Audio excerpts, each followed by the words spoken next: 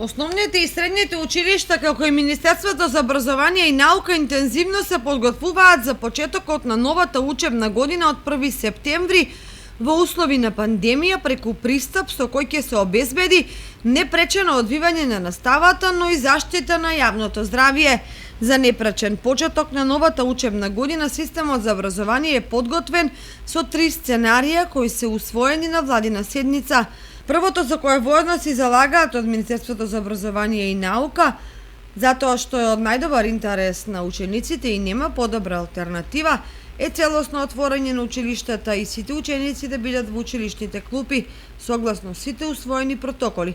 Второто сценарио предвидува наставата да биде како и во 2020-2021 година, која што исто така се покажа успешна и ефективна.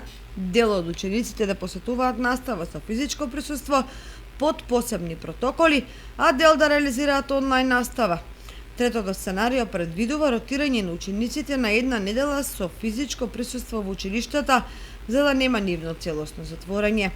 Кој од овие 3 сценарија ќе се применува од 1 септември ќе зависи од епидемиолошката состојба, зашто одлука ќе донесе Комисијата за заштита од заразни болести.